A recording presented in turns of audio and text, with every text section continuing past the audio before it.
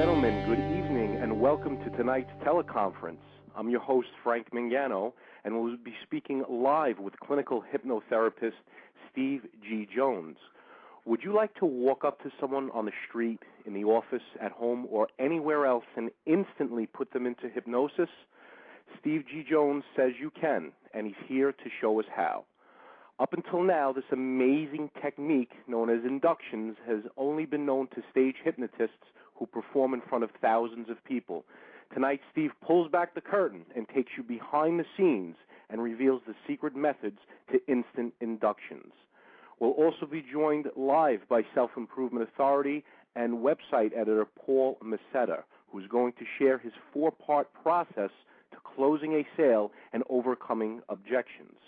With that said, at this time, ladies and gentlemen, I'd like to introduce Steve to the call, and he's been practicing hypnotherapy since the 1980s. Steve is the author of 22 books on hypnotherapy.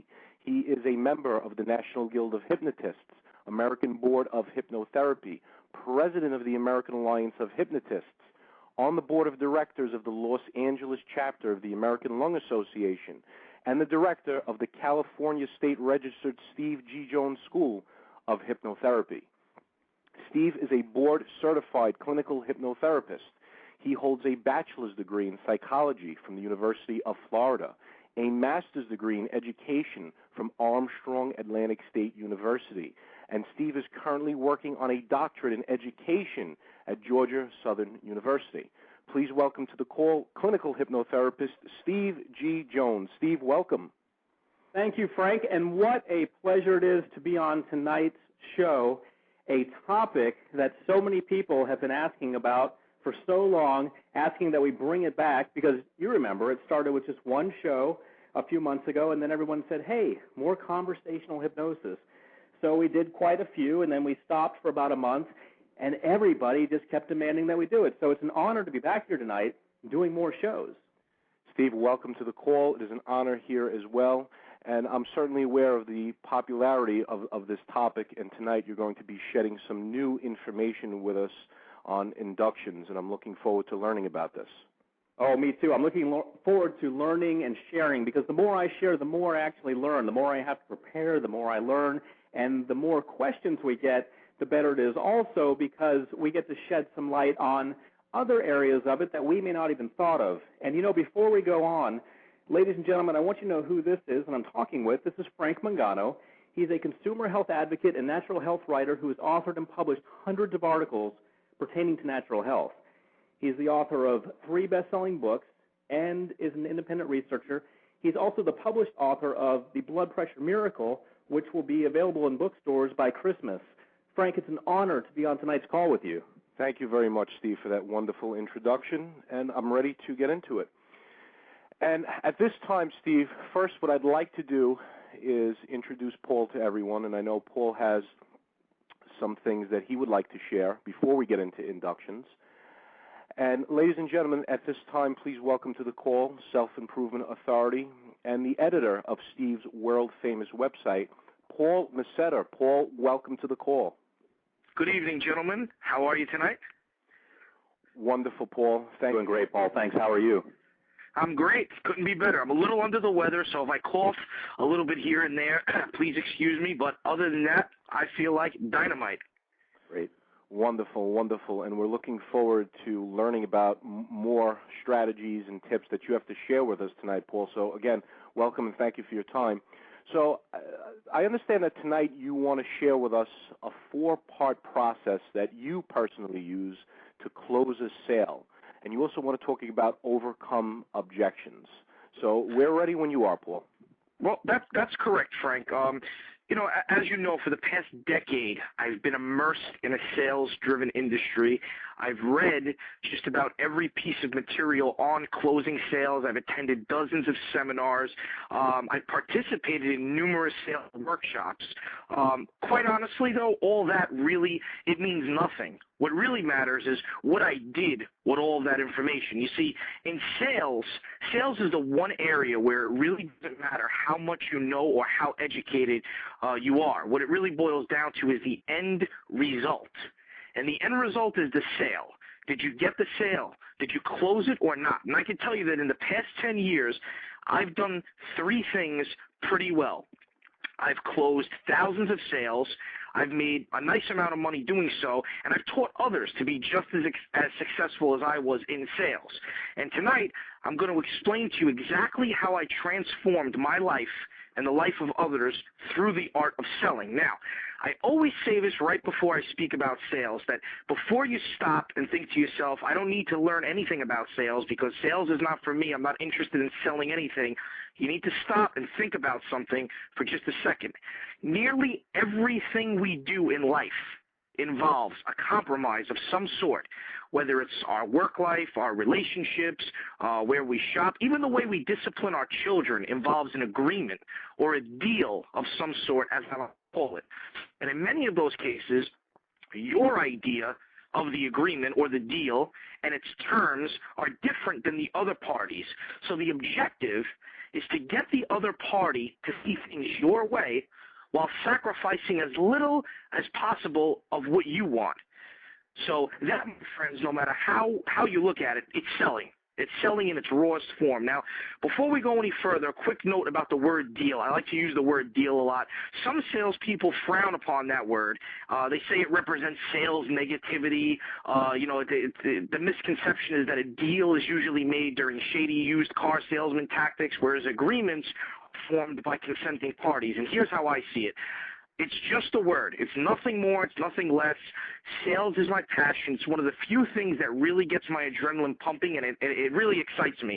The word deal, in my opinion, as crazy as it may sound, just sounds a little bit more exciting to me than the word agreement. So on to how to close the deal, okay?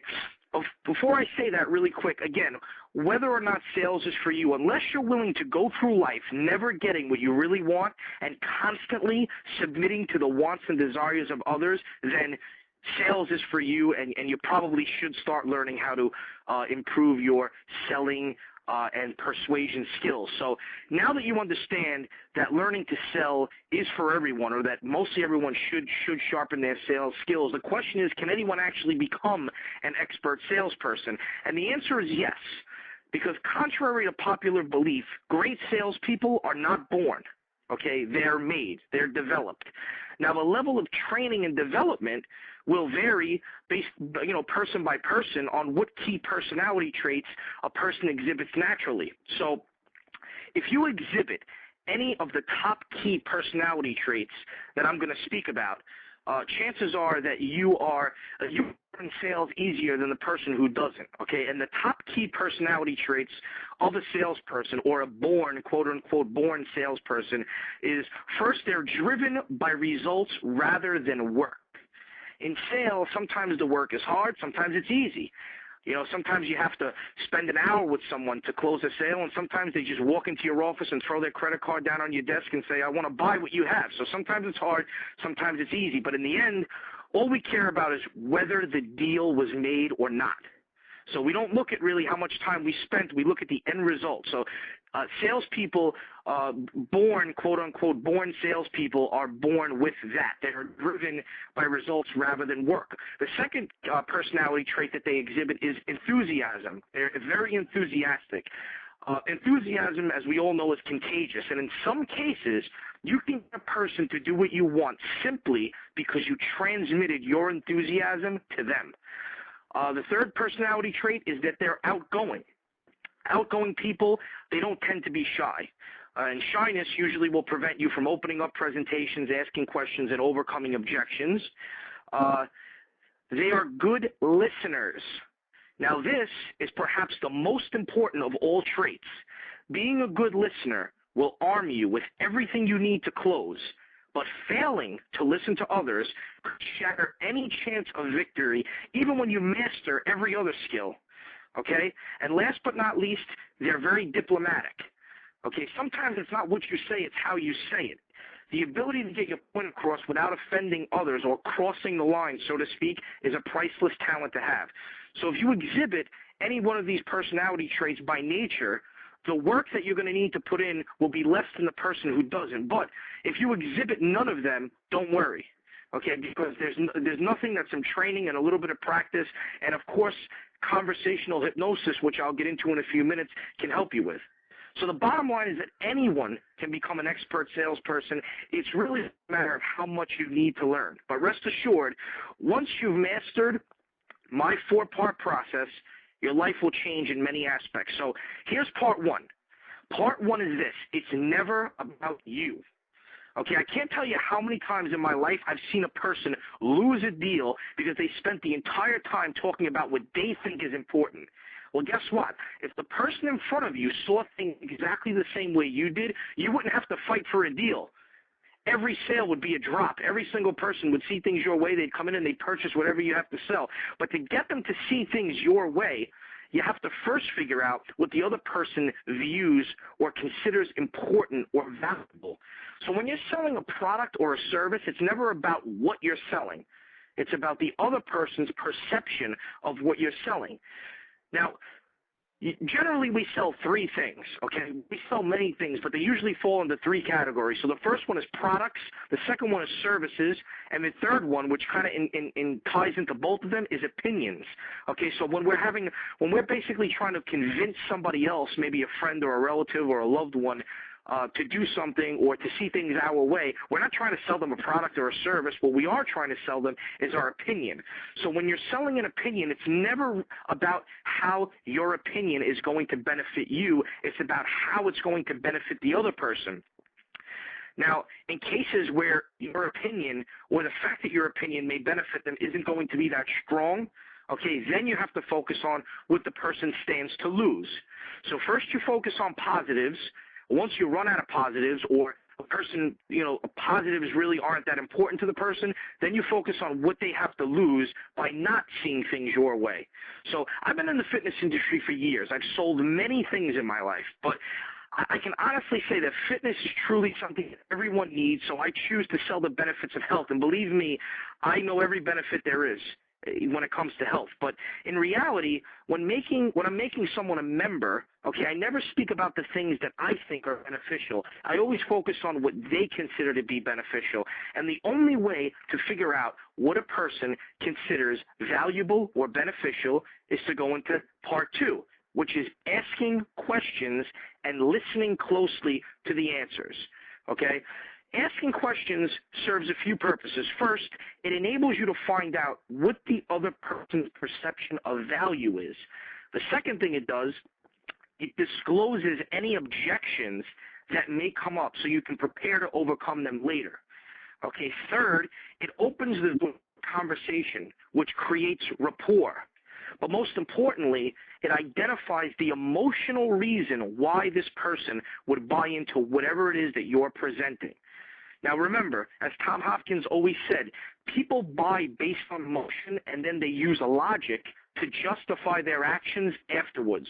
So for example, you walk into a store, okay, you see a beautiful coat that you really like, you immediately envision yourself wearing it, you think about what it's going to feel like, it strikes an emotional chord within you, okay, and emotion can make people do crazy things. So you go and you purchase the coat, and then afterwards you may say to yourself, well, times are a little tough right now, my credit card bills are a little high, maybe I shouldn't have bought this coat. But you know what? I needed a new coat. My old coat's 10 years old. It's got holes in the pockets. I never really liked the way it fit me. So again, then you start to use logic. Very, very rarely do people walk into stores saying those kinds of things and then make purchases. And even if they do, they're still blanketed by their emotions. So every time I interview a candidate, I've told this story before, for a sales position, the first thing that I always ask them in terms of selling, do you consider yourself okay, good, or a great salesperson? Now, in reality, when it comes to experienced salespeople, there's really only good or great, because the ones that are just okay usually never wind up making any money, so they smarten up and move on to something else. But every time I interview a candidate, I ask them to rate themselves in terms of how well they sell. And while a few of them are modest and say they're good, most consider themselves experts. Okay, so then I pick up my stapler or my BlackBerry cell phone or whatever else that's in my reach, and I ask these so-called experts to sell me the phone or sell me the stapler, and within 30 seconds, I can tell if I'm dealing with a true expert or someone who thinks they're an expert. And in most cases, I'm dealing with the latter. So what typically happens is the person picks up the stapler and starts talking about its features and durability and why I should buy it and things like that. And they think that they're painting a perfect picture. The only problem is they're painting a picture that exists in their mind, not in my mind. So I then tell them I need to think things over and I'm not ready to make a purchase, and they either have no idea what to say next, they're like a deer in headlights, completely lost, and they say nothing, or they ask me what my objection is, can't overcome it because they're not prepared to do so. Aside from that, they've built no rapport with me, so therefore they're in no position to start questioning me, and so they're jeopardizing the sale altogether by asking me what my objections are when they've built no rapport with me whatsoever. How would anybody on this call feel if they walked into a car dealership and a car salesman walked up to them, immediately didn't ask them anything about what they're looking for, just started showing them the car that they think is the best car in the lot, and then when you said you needed to think about it, that you weren't prepared to make a purchase, they started asking you why. Wouldn't you kind of say to yourself, well, you know, who are you to be in a position to ask me why I'm not ready to buy this car? No rapport has been built. So the first thing that they should have done was started asking a few simple questions like, is the stapler for home or work use? What's the most important thing you look for in a stapler? Are you interested in purchasing just one or multiple staplers? What is your budget? How important is having a stapler to your business? Things like that. Simple questions, because if they had done that, they would have done four things. First, they would have identified my emotional reason, okay, which always outweighs my logical reason. Remember this, the emotional reason for buying will always outweigh the logical reason for not buying. Okay, the second thing they would have done is they would have learned what I consider to be valuable, so they could have built the presentation around that, thereby piquing my interest. 3, they would have learned of any objections that I may have had so that they could have prepared to overcome them. And 4th, they would have developed a rapport so that when it came time to overcome my objections, they could do so more easily. So the questions that you ask obviously will always vary depending on what product, service, or opinion you're trying to sell. But once you have the answers, you now have what's called the hot buttons, as Brian Tracy likes to call them. And once you know a person's hot buttons, you can move on to part 3, which is the presentation. So the hot buttons are the buttons that you're going to press during your presentation to spike the person's interest level. For example, if you're selling a car to someone who already has let you know that saving gas is what they're most interested in right now, you're going to stay away from sports vehicles and large SUVs because obviously we all know they're really bad on gas. So instead, you would spend your time on small to mid-sized vehicles and that get good gas mileage, and keep pointing that out during the presentation. Don't even mention the time it takes for the car to go from 0 to 60, which is something you may actually think is cool, but something like that will actually make the person automatically associate speed with gas being guzzled, and it will automatically set off negative things in their mind, keep them from buying. So the point is this. The presentation should always be built around the other person's perception of value. Aside from that, there are a few more things that you should know about a presentation. So the first one is this. Keep the flow of conversation moving. Okay? It's the same thing as when you're on a date for the first time. Awkward, silent moments make presentations seem very awkward. That's why they're called awkward, silent moments. Awkward is the opposite of interesting. It's the opposite of exciting. It's really the opposite of just about anything you want your presentation to be. And aside from that, when you're not speaking about the benefits of what you're selling, it appears that there aren't any benefits to really talk about. And even if your mind goes blank just for a moment and you can't think of anything else to speak about, make some small talk. If you've determined that the other person will open up, make some small talk, because this, in actuality, okay, if they do open up, the rapport that's been built will be even stronger than it was before.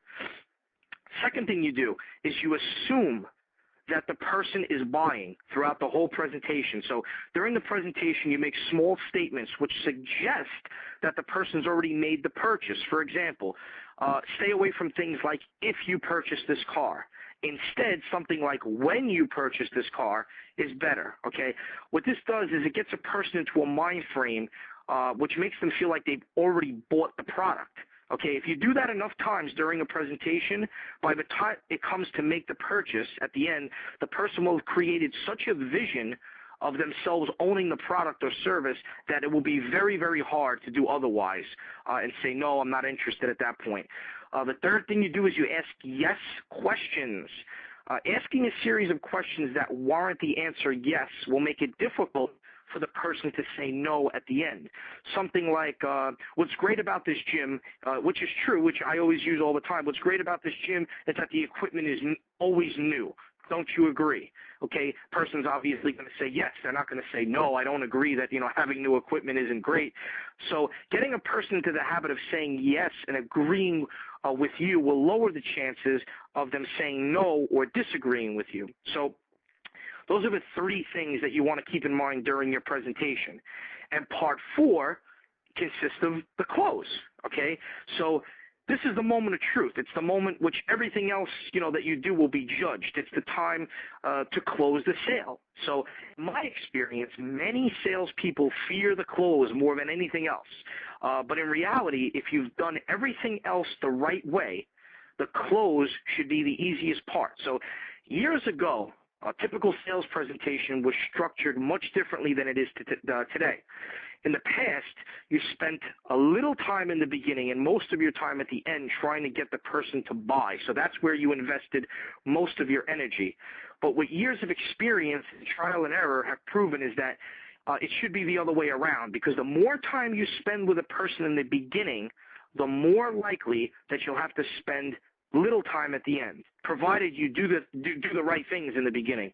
So at the end of the presentation, obviously, it's always going to vary depending on exactly what you're going to sell. But as a general rule, 4 things should take place. The first thing is ask questions. Ask the person if they have any other questions or if there was anything you didn't cover that they did want to know about. Second thing is present the options that you have available in the clearest way possible. 3, if making the sale immediately is beneficial to both parties. Remember, selling isn't about just getting what you want from other people. Yes, that's part of it.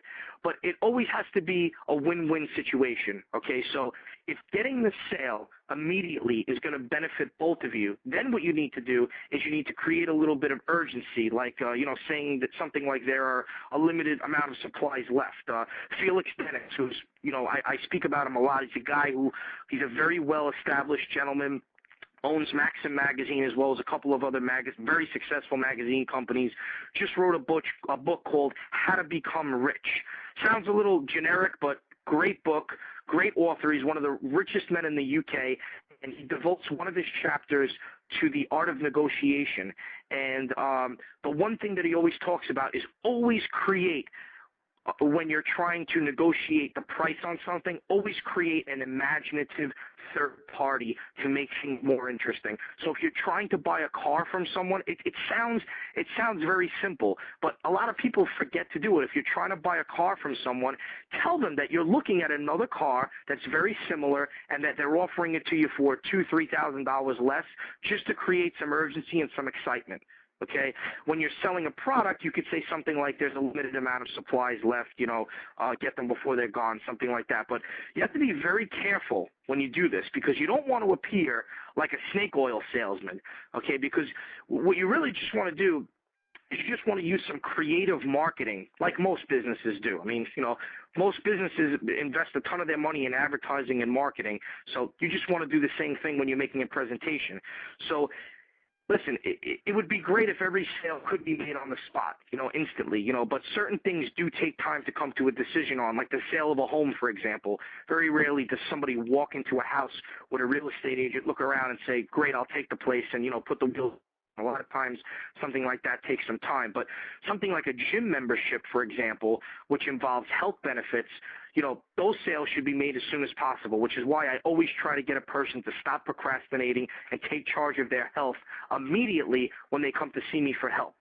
The fourth thing that you want to do, which sounds very simple, is ask for the sale.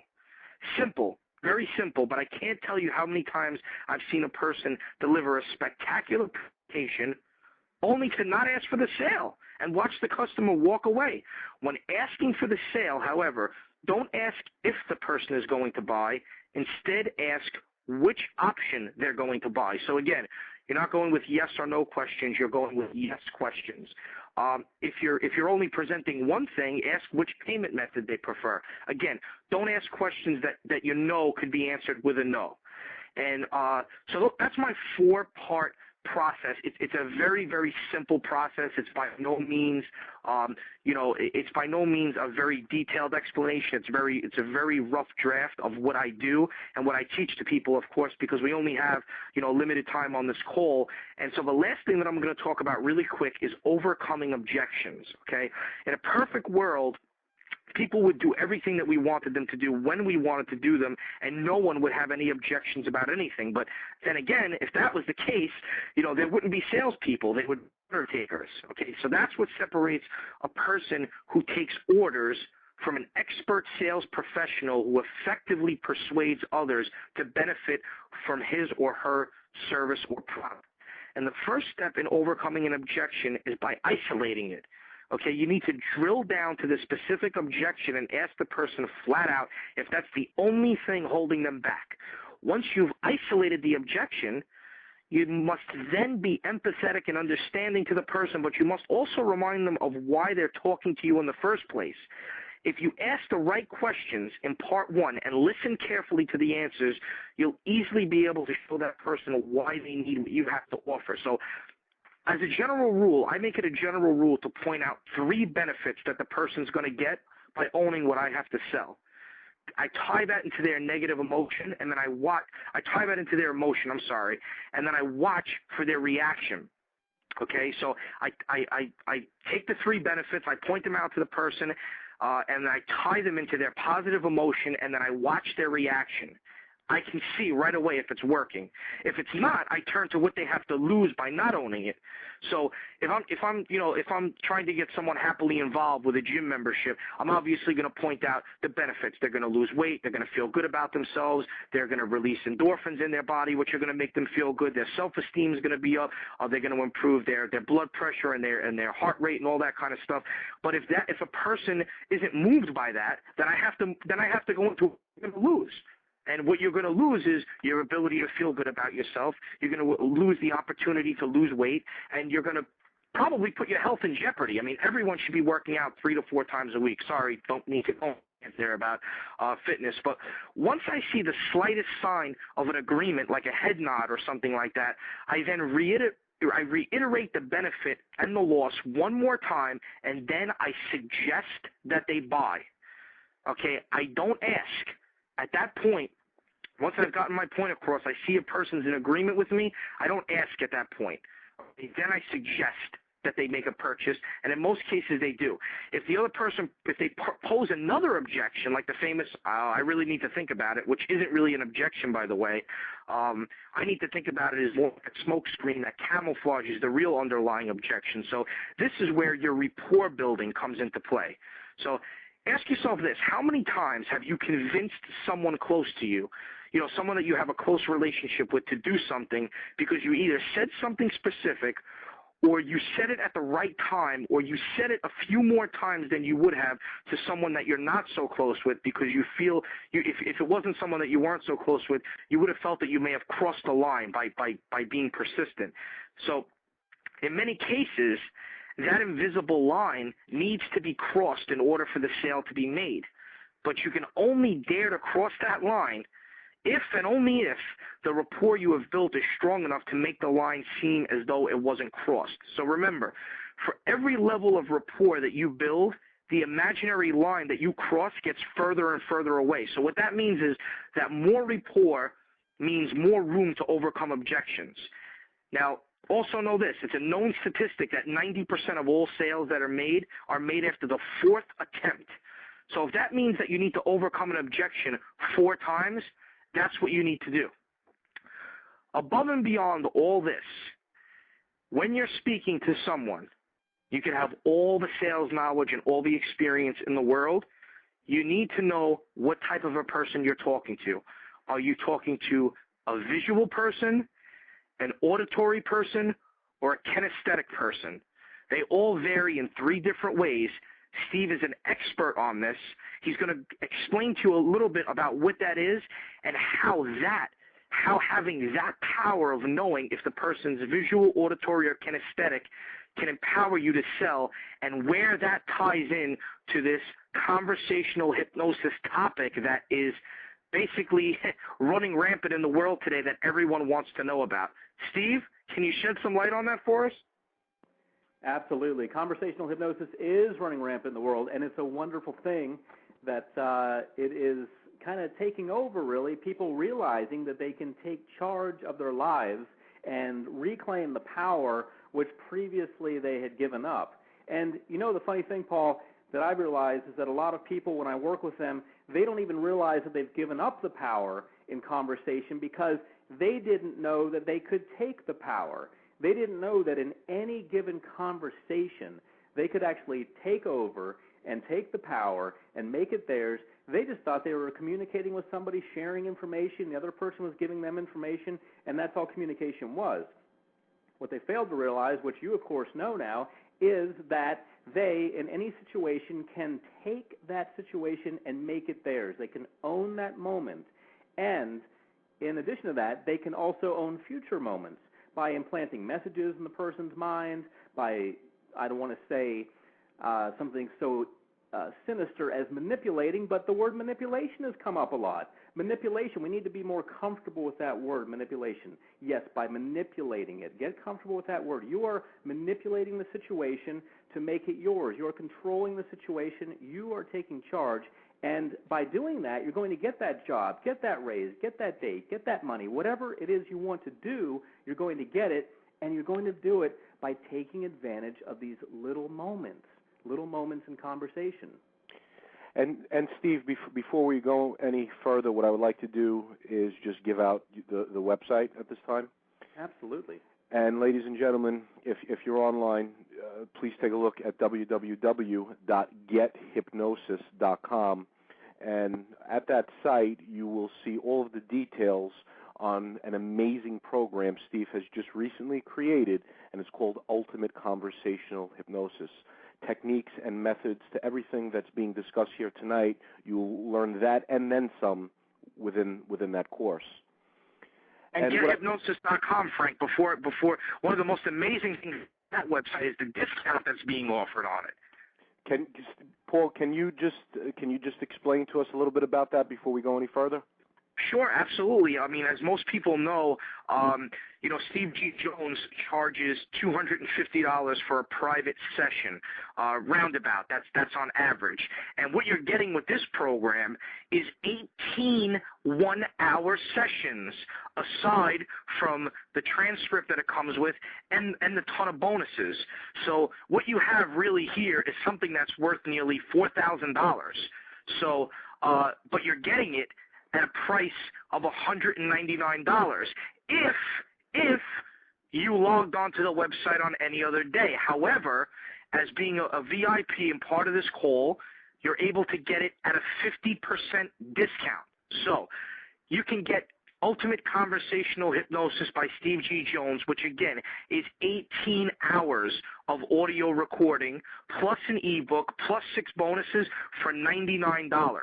Okay, and on top of that, it comes with an 8-week money-back guarantee. That's about 2 months. That means that you can try this product for 2 months, and if for any reason you're not able to, as I like to say, manipulate without mislead anyone, then we'll gladly refund your money for it. But that's not going to happen, and that's going to be the last thing that you're going to need to do. But what you should do is, in a time like this, as it's kind of crazy, but I've been saying, in economic times like this, there are 2 things that people need.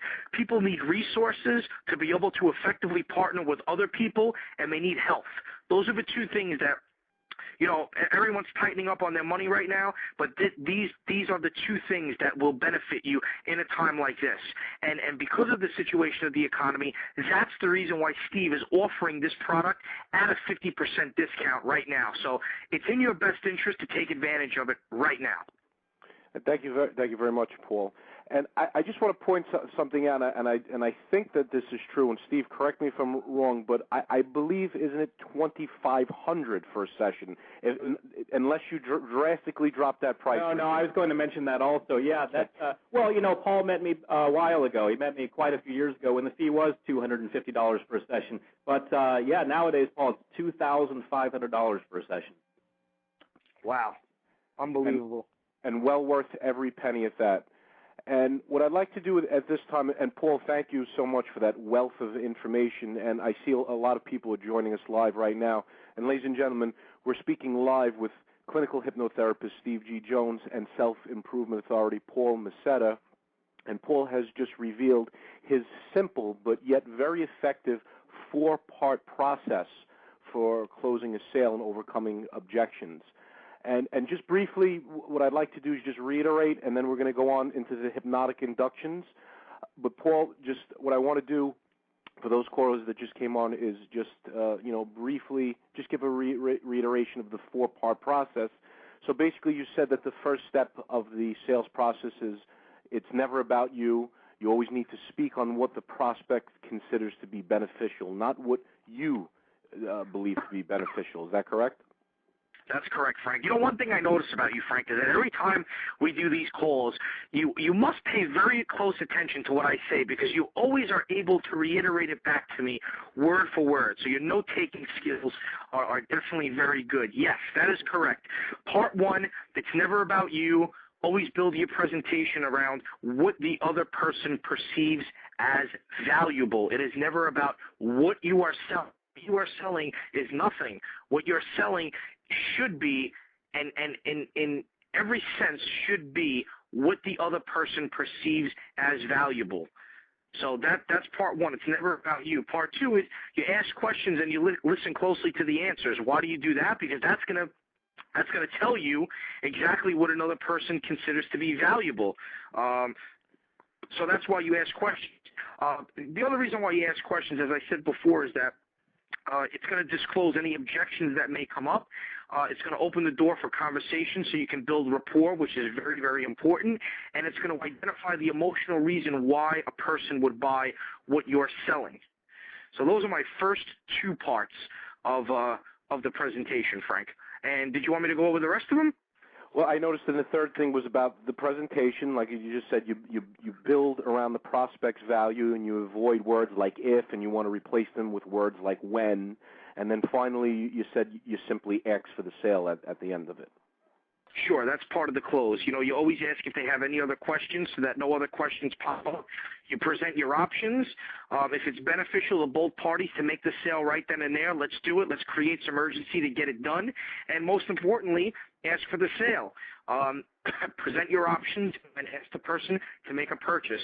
And when you overcome objections, always remember, when it comes time to overcome an objection, always go back to the questions that you asked in the beginning, because that, my friend, is the map. That is what the person has given you. That's what you're going to use to maneuver your way through overcoming the objections, everything that they have given you. They have given you the keys.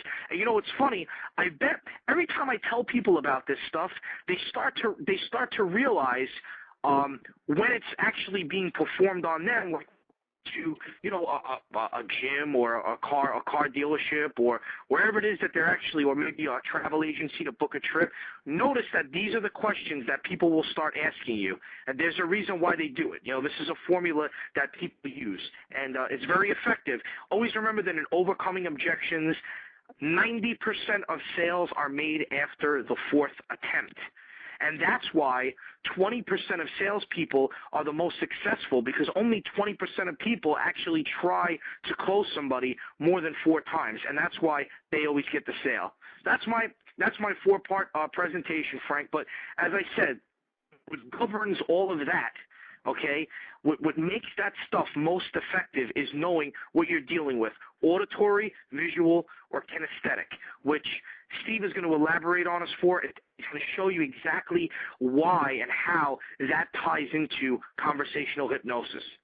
Excellent, and thank you once again, Paul. And just to go back to what you said before about me taking notes, that is very true, especially when you come on. And I tell this to people all the time, that when you come on, I tell them to come on the shows every week. But especially when you're on the shows and someone who's involved in a sales environment, to come on, listen to what you have to say. You always provide us with an abundance of information, and I always enjoy taking detailed notes on it. So thank you once again. Well, you can thank me by stuffing my holiday stocking with your new book when it gets released during the Christmas season, Frank. Okay, thank you very much. I definitely will do that, Paul. I promise you. And Steve, we're gonna flip this over to you, and I think this is something here that everyone is anxious to know about. So you basically say, Steve, that you can walk up to someone, whether they're in their office, they're at home, they're on the street, and you can instantly put someone into a state of hypnosis. And I think the question that's on everyone's mind on tonight's call is, how do you actually do this? How can I instantly walk up to someone and just instantly put them into a state of hypnosis? Frank, that's an excellent question. I mean, people might wonder, just hearing it, well, how in the world can I just walk up to someone and put them in hypnosis if I have no expertise in hypnosis? If I'm just a layperson, just hearing the technique for the first time, how can I actually go up to someone and put them in hypnosis? Because a lot of people have seen stage hypnosis shows or street hypnosis videos, and they've seen people walk up to someone in the streets and just knock them out, basically. They're just talking to them, and suddenly they say sleep, and the person is in a deep state of hypnosis. So I can certainly relate to that, because I remember when I was 16 years old and I first started getting interested in hypnosis, I thought, now how in the world can someone do that? But I'm here to tell you, after a long career, I'll be 41 this year, so that was a while back, I have found that it's not only very simple to do, but it's simple to teach. So if everyone has a pen and paper ready, I'm going to go ahead and tell you how to do this step by step.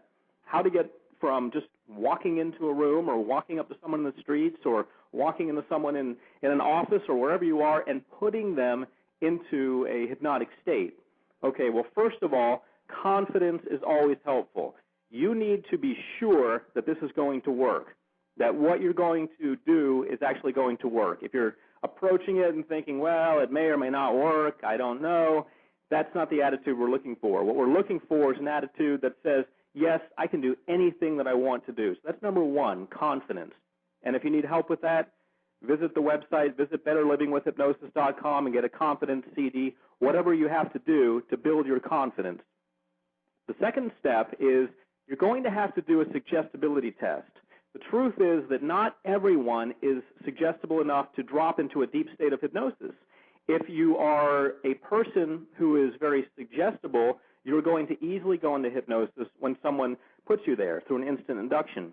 However, you, being the hypnotist now, walking up to someone cold who you don't even know, you don't know if they're that type of person, if they're that suggestible. So a suggestibility test is good. Now, when you see videos about instant inductions and so forth, usually they've done an extensive, maybe 10 minutes worth of pre-talk to them and kind of coaching them, not telling them, we're going into hypnosis now, but kind of coaching their subconscious mind into this hypnotic state, preparing them so that when they say sleep, they'll go into it. What you can do to prepare them is do a suggestibility test. And a suggestibility test is nothing more than a test that determines if they are suggestible enough for an instant induction. So an example of a suggestibility test would be you talking about biting into a lemon. Have you ever bitten into a lemon, Frank?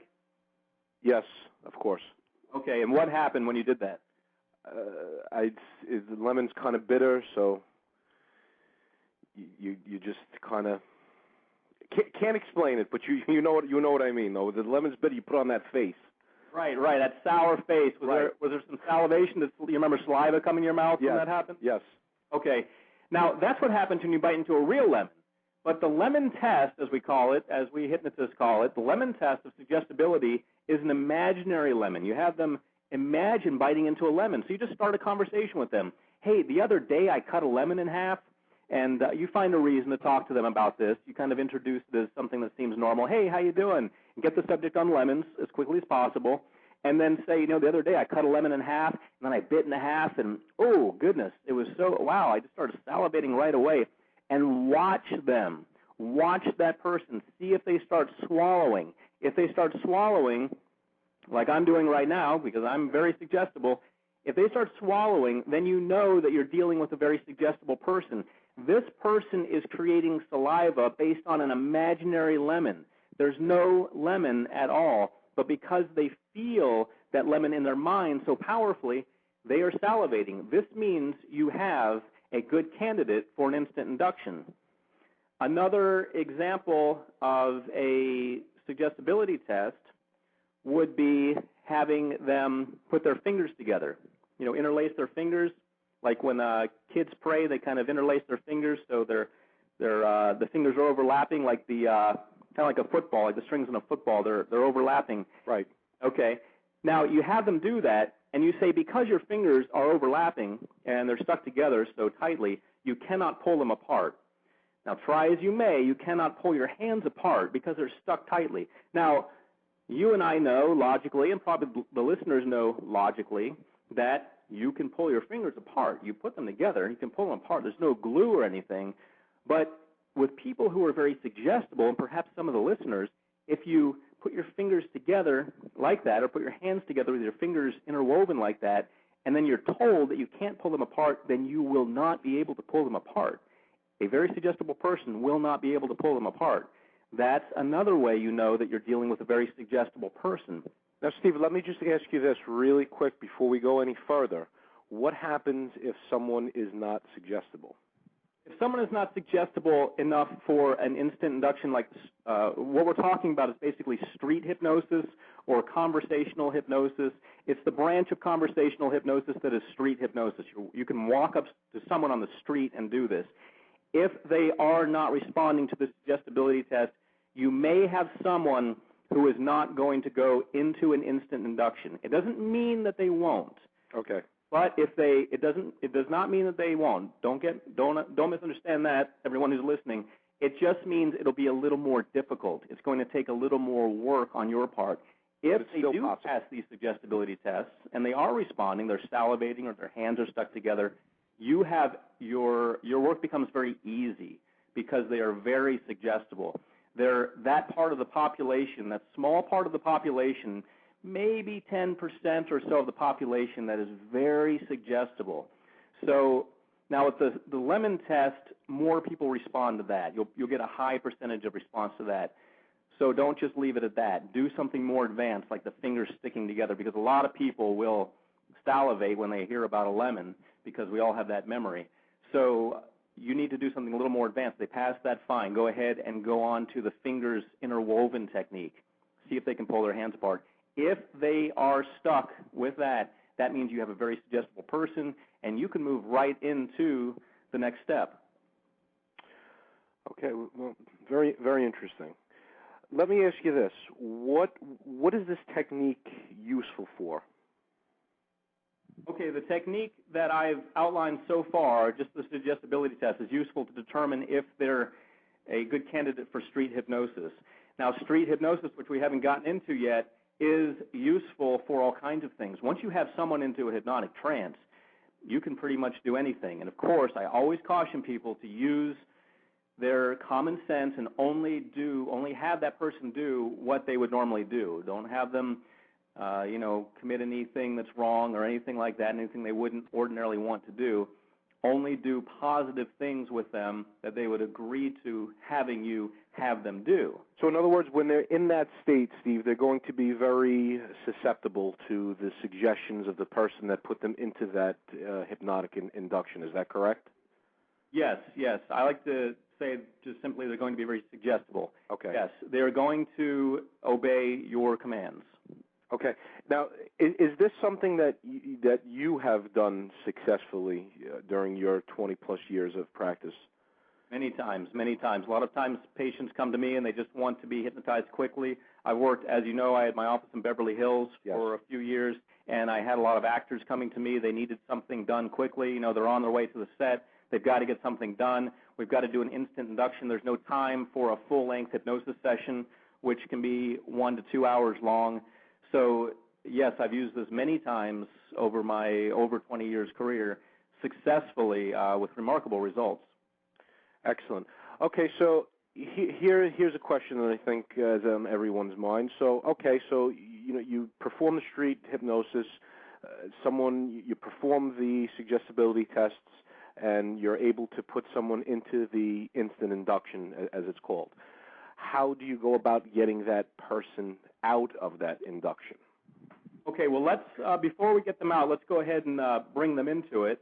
But I will go ahead and answer your question. To get them out of it, all you do is you tell them when I count to 3, you'll come out of hypnosis, and you snap your fingers, and they wake right back up. And it's as simple as that? Simple as that. Okay. Simple as that. No need to make it complicated. Hypnosis is really not rocket science. A lot of schools of hypnosis try to make it seem complicated, but hypnosis is very simple. It's just like waking up or going to sleep. It's a natural part of who we are and what we do. When you drive a car, you go into hypnosis. You space out a little bit. You forget to drive sometimes. When you're sitting in a boring lecture, you go into hypnosis. Hypnosis occurs naturally. There's no need to make it complicated. Getting out of it is as natural as waking up. You can be brought out of a hypnotic trance just by someone saying, okay, when I count to 3, you're going to come out of hypnosis. 1, 2, 3, and then snap your fingers or make some sort of loud noise, and they will come completely out of hypnosis. Okay, great. Well, and you did make a very valid point, Steve. We need to go into it first before we can come out of it. So, if you will, go ahead and walk us through this process, please. Okay, absolutely. I will be glad to.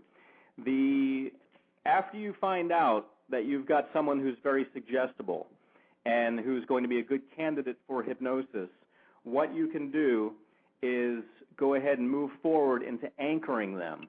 Now, anchoring happens very subtly, just like everything else. You've done a pre-test. You've talked about the lemon. They've salivated. You've said your hands are stuck. You just say something like, I want to show you a neat trick. Hey, do you mind if I show you a neat trick? Put your hands together. Okay, now you'll find that you cannot pull them apart because they're stuck together. If their hands are stuck together and they can't pull them apart, you know you've got a very suggestible person.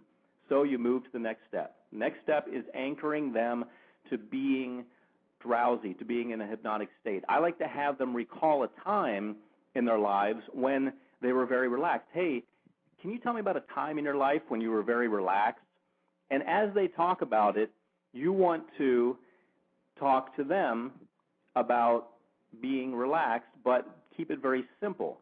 So you can say, yes, I understand that you were very relaxed. And when you're saying the word relaxed, you're touching them somewhere. Now, you're going to have to establish some sort of rapport very quickly with them. And if it's somebody you already know, it becomes a lot easier. But if you just show yourself to be a normal, decent, good person, and you touch their shoulder, you'll probably be okay. You can probably have some rapport with them. So, again, this gets into picking your potential people wisely. If there's someone who you don't think you'll be comfortable touching, then, of course, don't go up to them to do that, because this gets very invasive very quickly when we talk about street hypnosis and instant inductions. But anyway, so they're talking about a story about it at the time they're very relaxed. Yeah, I remember the other day, it was the middle of the day, and I just had to go lie down on my couch in my office and say, okay, I understand that you were very relaxed. And right when I'm saying the word relaxed, I'm touching their shoulder. Yeah, I was very relaxed. I was so calm, and I just kind of started dozing off. Well, tell me more about that. Okay, well, I started dozing off, and before long I was just so weary. My eyes were closing, and you say, I see, you were very relaxed.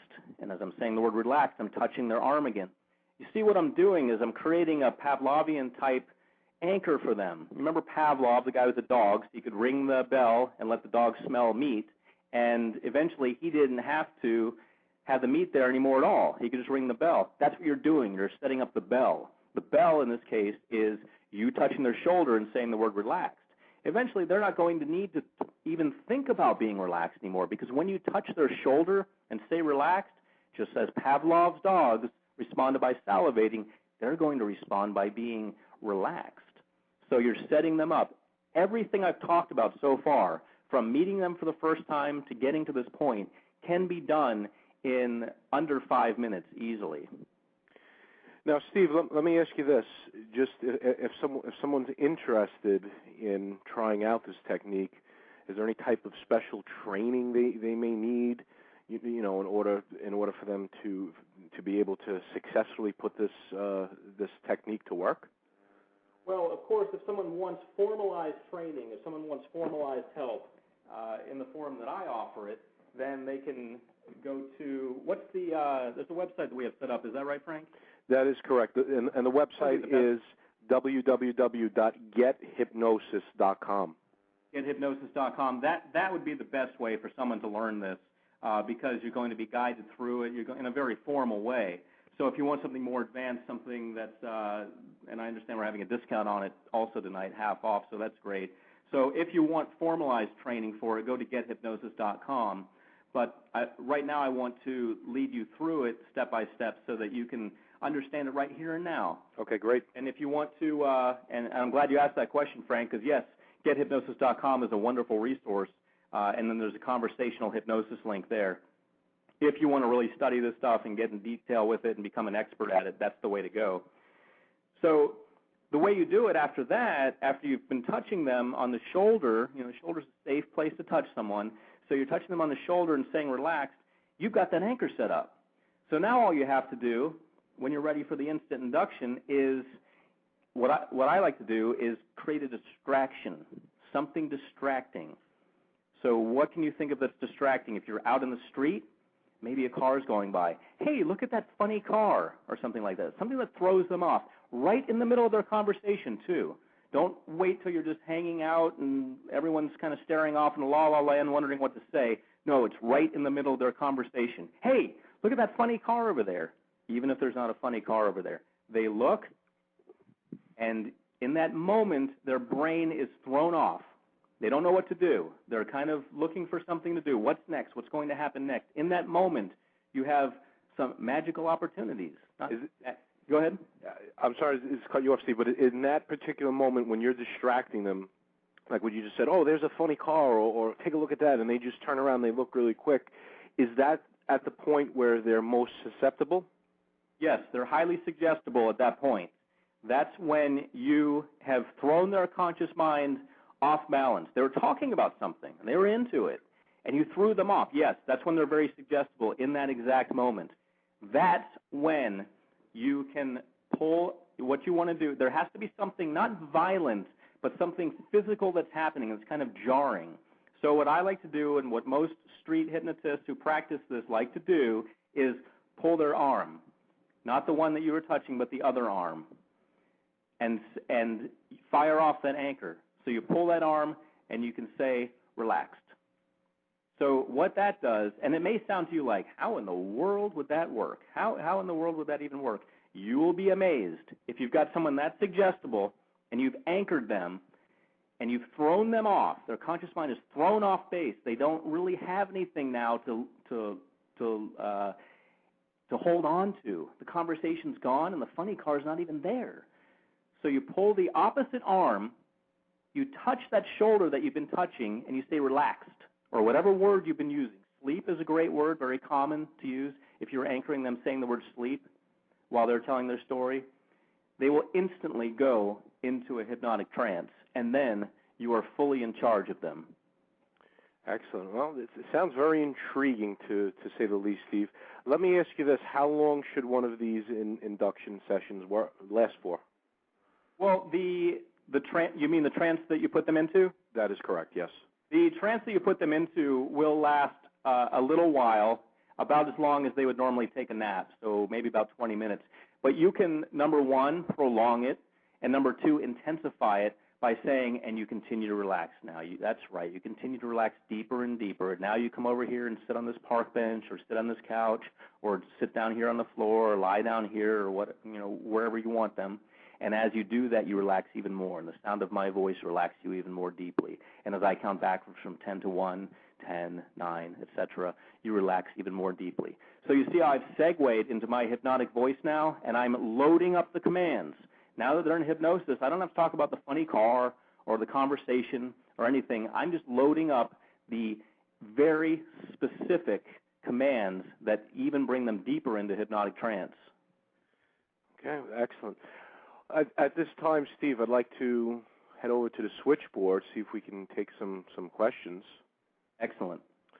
Okay, so I'm going to, ladies and gentlemen, randomly choose a caller right now from our switchboard, and I'm going to call you out by your city and state and your area code. And right now we're looking at a caller with an area code 609 from Trenton, New Jersey. Can you hear us? Caller area code 609, Trenton, New Jersey. Okay. Well, let's go to another one. Caller with area code 352 from Gainesville, Florida. Can you hear us? I think we have a bunch of shy callers again, Steve. That's fine. Let's keep going on the list. Gainesville, Florida is where I got my, not to offend any people who don't like the University of Florida, that's where I got my first degree, my bachelor's degree in psychology. So go Gators. Okay. 352 Gainesville, last time. Okay. Caller area code 843, I believe that's from South Carolina. Caller area code 843, can you hear us? We're striking out, Steve. We're 0 for 3 here. I can. Here we go. Good evening. Who are we speaking with? I'm Evie Ball. How are Hi, you? Edie. You're speaking live with clinical hypnotherapist Steve G. Jones. Do you have a question for Steve? Steve, this is such a fascinating subject for me. I look forward to taking your training. I have a question. When you are trying to hypnotize someone, and how often do you find someone that is not very susceptible to doing this? Well, when you're doing what we're talking about is induction, hypnotizing someone in the street, and walking up to them cold, not even knowing them at all. Now, the percentage of failure, if you want to call it that, can be pretty high because and the way you lower that is by screening them. So when I say the percentage of failure, I mean the people who will not pass your pre-screening. Can be as high as 80%, especially when you're starting out. Now, if they do not pass the suggestibility test, you can still put them in, you can still try the instant induction on them, realize that your chances of success have dropped because they haven't passed the pre-screening. So I hope that helps you. The people who will not pass both suggestibility tests can be pretty high, can be 80% or so when you're starting out. And the people, but once you pre-screen them, you should be at 100%. If they pass that suggestibility test, you have a person who's very suggestible, so you should be fine at that point. Okay. Wouldn't you do that first, though, before you even tried to do the hypnosis procedure? Yes, you do the suggestibility test first. Yeah. Okay. Great. Thank you. Thank you for calling. Thank you very much. Have a great evening. Okay. Steve, I'm going to try to take one more caller here. Okay. We're going to go to caller with area code 718. Caller, can you hear us? I believe this is New York. Caller 718, can you hear us? Hello? Yes, hi. Good evening. You're speaking live with clinical hypnotherapist Steve G. Jones. Do you have a question for Steve? Hi, Steve. Hello. My name is Dawn. Hello, Dawn. I'm from New York, and I got a lot of your stuff. But this I didn't get yet, but I intend to get it very soon. And I think it's great, like the lady said. And I don't know, I must be good for that because I feel like I'm already relaxed, ready to go to sleep listening to you. Uh-oh. Don't doze off just yet. We've got some more helpful information coming up. No, I'm going to stay up, but so I could see even by all the tapes and the CDs and everything, you are great. And I'm sure this would work for a lot of people, and I think it's very relaxing. And you do a great job, and keep up the good work and come out with more stuff. Well, thank you. Thanks for that wonderful comment. Okay. Good night. Thank you for calling. Night, Don. Okay. So, Steve, this has definitely gotten the attention of a lot of people here tonight, and I notice there's a lot of people in the chat room currently also. So what else would you like to share with us about the hypnotic instant inductions? Well, let's go ahead and review because we did it over the period of quite a few minutes. I want to make sure people understand it in a very clear, concise way. By the way, if you want the most clear and most concise way to understand this and learn it, just go on over to gethypnosis.com, gethypnosis.com, and click on Conversational Hypnosis. I understand we're offering the Conversational Hypnosis program at 50% off on that website, and you can download it and learn everything risk-free. If you want to learn it, go ahead and download it, and if you don't like it, send it back, and we'll take care of you. but I want people to make sure that they understand it deeply if they want to.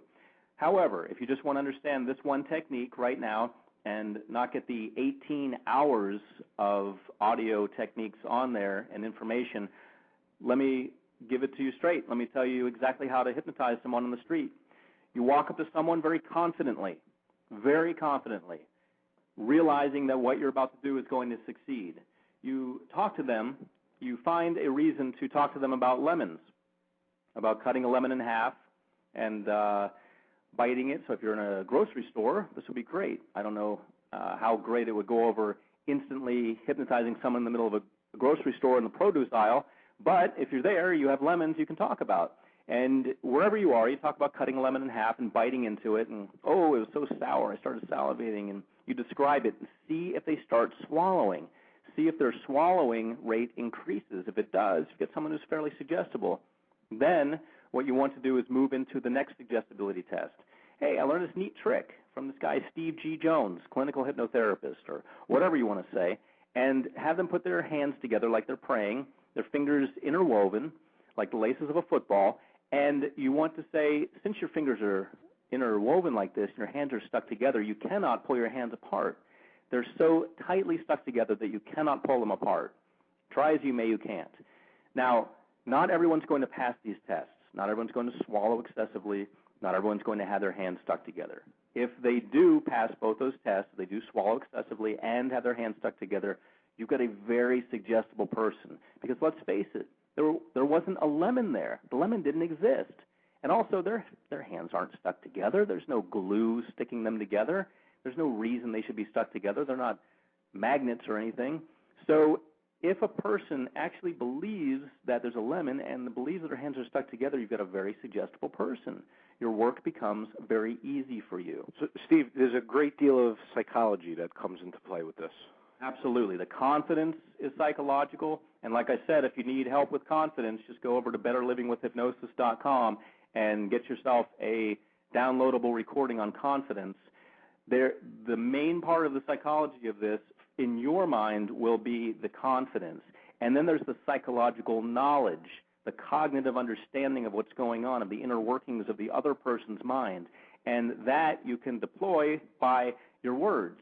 And you're just having them do the suggestibility test, which is very psychological. Yes, for someone to create something in their minds that's not there, and for someone to think their hands are stuck together when they're not stuck together, there is a lot of psychology going on there. And although everything happens within about 5 minutes, there is a lot of knowledge behind this that's happening in a very short period of time in a very subtle way.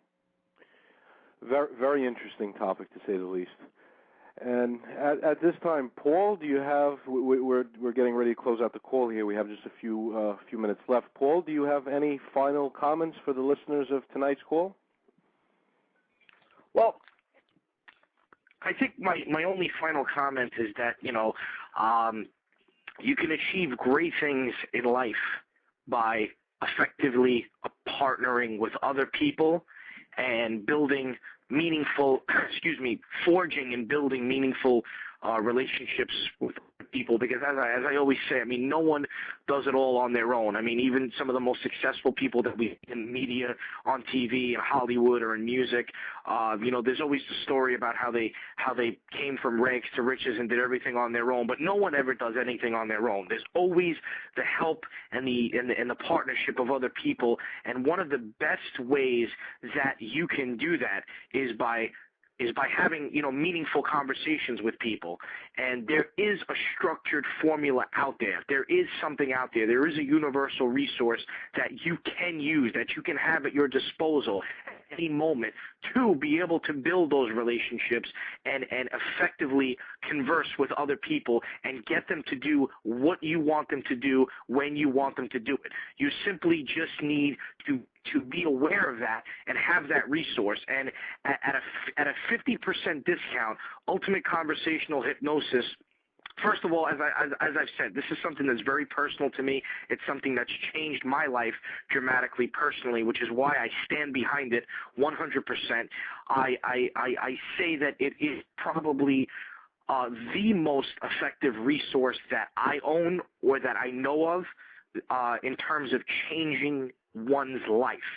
And the reason why I say that is because I've read a lot of stuff, I've listened to a lot of stuff, and the truth is that most of the stuff that's out there is designed with the single purpose of keeping you in a buying cycle, keeping you buying something. But this is one resource that if you own it, you don't have to own anything else with it. If you took option B and did the monthly billing plan and received a free hypnosis download every month, that would just be a bonus. But by no means is this product like anything else out there, which is built into an upsell, where you buy the product, and then when you're done with the product, you have to buy something else to make part one of the product more effective. This by no means is that. This is a one-stop universal resource that you can own to change your life by effectively partnering and building relationships with other people. And as I said before, many moons ago, when I was working with Steve, I was paying $250 per session, but the amount of knowledge, let's not forget, Steve's going to be a doctor next year. Congratulations to you on that, Steve. So the value that you're getting with something like this, even if you were paying $2,500 for a personal visit with Steve, which is in its own right is a tremendous value, but what you're getting here is 18 sessions, 18 hours, plus the bonuses, plus an ebook. If you search around on the internet now, okay, and look for self-improvement resources, you're not going to find anything else out there that's as effective as this and that's giving you this much information for the price. I mean, there are tons of people out there selling ebooks that aren't effective for $100. There are people out there selling 2-hour audio programs for $100 that are somewhat effective. Here you have 18 hours of something that is solidly effective, okay, plus an ebook, plus 6 bonuses. It's normally close to $200. You get it tonight. It's $100. All you need to do, log on to www.gethypnosis.com and save the 50%. Like Steve said, for any reason you're not happy, we'll gladly refund you. But on the other hand, when you are happy and when your life does start to change, join us on the next call and let us know how this has positively impacted your life. Thank you very much, Paul. And for those of you listening, in case you're wondering what Paul's background is and how it relates to this course, Ultimate Conversational Hypnosis, Paul is, in fact, Steve's #1 student of conversational hypnosis, and Paul has used this course, all of the techniques contained within it, to successfully improve many areas of his life, and Steve's reputation speaks for itself as well. And on a closing note, Steve, do you have any final comments you want to leave us and the listeners in tonight's call with instant inductions? Well, you can do it. It seems like it's a challenge, but you can do it. And after you get past the confidence and do the pre-screening, you're all set. You're ready to go ahead and anchor them to relaxation. You're ready to then fire off that anchor by touching their shoulder, pull their other arm, stay asleep, and guide them safely. Now, the main thing I want to point out is that you're responsible for them. Once you've gone through all those steps, and you can listen to this recording again, by the way, on Blog Talk Radio, and you can download it and listen to it over if you want. Once you've gone through all those steps and you've got them into a hypnotic state, you need to realize that you've really got them in hypnosis. This is not playtime. This is not anything that kids should mess with. This is real. This is real life. You've got them in hypnosis, so it's time to be responsible for them. Don't have them do anything that they wouldn't ordinarily want to do. You know what I mean. Use your conscience. Let it guide you, and realize the ultimate power you have over them. You are completely dominating them at this point. You are able to completely manipulate them. You are in charge of everything they do at that point. Use that great amount of power with responsibility. Well, thank you very much, Steve. And I'd like to say thank you for your time, and as always, an honor and a pleasure to do yet another teleconference with you. I look forward to our next one. Same here. And Paul, thank you for being part of this as well. It was my pleasure, as it always is, Steve. Thank you for having me. Certainly, certainly. Thank you very much, Paul, for the wealth of information you have shared with us tonight. And I do see that some people are just chiming in now on the switchboard. And you can download this call. You will be able to download this call for free. So go back to it and listen to this recording. And once again, ladies and gentlemen, Steve's website, gethypnosis.com. That is where all the information is on ultimate conversational hypnosis. His amazing course, which contains over 18 hours of audio and a complete transcript of the entire course, you'll get it at a 50% discount only at gethypnosis.com. And ladies and gentlemen, on behalf of Paul Macetta, Steve G. Jones, and myself, have a great night. Thank you for listening.